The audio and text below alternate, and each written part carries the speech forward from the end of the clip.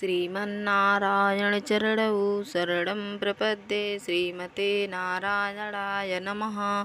राधे राधे। जय श्री कृष्णा। मित्रों, आप सभी लोग कैसे हैं?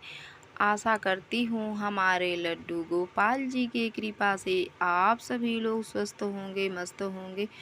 आज मैं आप सभी को यही बताऊंगी कि जैसे मान लीजिए जब जब हम श्री धाम वृंदावन जाते हैं और वृंदावन जाते हैं तो वहाँ से जैसे हम प्रसाद लाते हैं और भी कोई भी सामग्री, जैसे मान लीजिए पूजा का जो भी हो, और पुस्तक लाते हैं, ग्रंथ पुराण लाते हैं, जो भी हम वृंदावन से लाते हैं और मथुरा से, तो हमें किन बातों का ध्यान देना चाहिए कि हमें ऐसा कौन सा वस्तु है, चीज़ है कि हमें नहीं लाने हैं। आज हम इसी टॉपिक पे आप सभी से बात करने वाले हैं। तो दोस्तों, सबसे पहले मैं आपको ये बता दूं कि जब भी हम किसी भी तीर्थ धाम में जाएं, खासकर जो वृंदावन हमारा है, ऐसा धाम है, माना जाता है वेदों में तो ऐसा भी है कि श्री धाम वृंदावन जो है ये कोई साधारण ऐसे धाम नहीं है, क्योंकि जो वृंदावन है वैकुंठ का एक हिस्सा माना जाता है। और पूरा वृंदावन जो है ये कहते हैं कि हमारे श्री कृष्ण भगवान का हृदय है।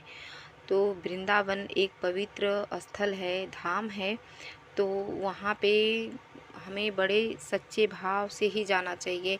जैसे मान लीजिए अगर आप तीर्थों में जाते हैं तो मान लीजिए कि आप वहाँ पे जाएंगे तो स्नान ज़रूर करेंगे, स्नान करेंगे, यमुना स्नान करेंगे। और आपके कहते हैं कि तीर्थों में जाके स्नान करने का बड़ा महत्व है। स्नान करने से समस्त पाप धुल जाते हैं। लेकिन ये आप मत भूलिएगा कि जिस धाम में आपका पाप धुल जाता है, अगर उस धाम में आप कोई गलती कर बैठते हैं तो गलती भी नहीं मिटता। तो इस विशेष ध्यान देना चाहिए इस बात का। तो हम वृंदावन जाएं तो हम बड़े पवित्र भाव से जाएं। और वहाँ से हम आपको यही बता रहे थे कि क्या चीज़ नहीं लाने हैं।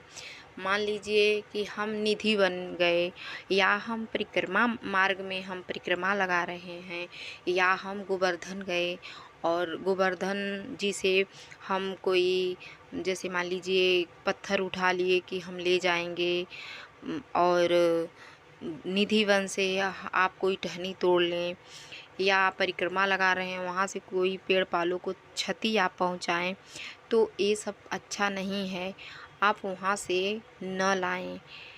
न तो गोवर्धन से आप मने वहाँ पहाड़ में से पत्थर लाएं, और न वहाँ की डाली कुछ तोड़ कर लाएं। वहाँ पे कोई आपको क्षति नहीं पहुँचानी है। क्योंकि इसलिए मैं बोल रही हूँ कि जो हमारे वहाँ गिरिराज जी से आप बहुत से लोग वहाँ से पत्थर लाते हैं, तो वो पत्थर नहीं, वो स्वयं गिरिराज जी ही हैं। और गिरिराज जी को कहते हैं कि पर्वतों का राजा हैं गिरिराज जी।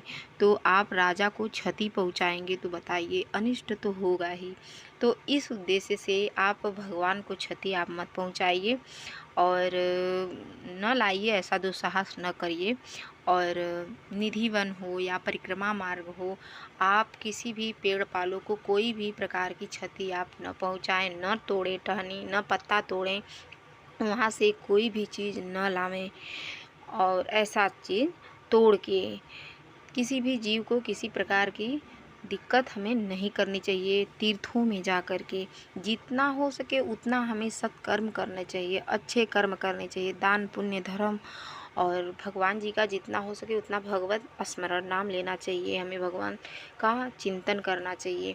तो हमें इन बातों का विशेष ध्यान देना चाहिए। और अपने जब धाम से आप वापस लौटें अपने घर की तरफ, तो एक बार मुड़ के जब आप मथुरा से आवें तो एक बार आप ज़रूर बोलें, हे प्रभु, अगर इस धाम में कोई हमसे अपराध बना हो तो आप ज़रूर क्षमा कीजिएगा। और हमारे करुणामयी सरकार श्री कृष्ण भगवान तो ऐसे हैं, श्री राधा रानी ऐसी हैं कि कहते हैं ना कि भगवान जब हमारे सब कुछ हैं, पिता हैं, माँ हैं, भाई हैं, बंधु हैं, सखा हैं, सब कुछ हैं भगवान जी, तो क्यों नहीं माफ़ करेंगे, ज़रूर माफ़ करें देंगे। और आप ज़रूर क्षमा याचना कीजिएगा। हम लोगों के बस क्षमा याचना ही तो कर सकते हैं, और क्या हमारे हाथ में है। फल तो देना भगवान का काम है। तो आप ऐसे ज़रूर बोल कर आवें और किसी भी प्रकार की वहाँ पे जाकर के क्षति न पहुँचाएं, न करें। तो आप सबसे ये अनुरोध है कि आप वहाँ पे जाके कम से कम जितना हो सके उतना आप पुण्य का ही काम करें। तो इस बात का हमें विशेष ध्यान देना चाहिए। तो दोस्तों, आप सभी लोगों को ये वीडियो कैसी लगी?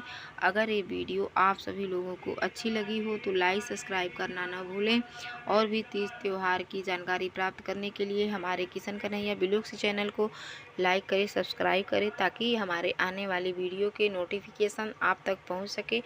राधे राधे, जय श्री कृष्णा।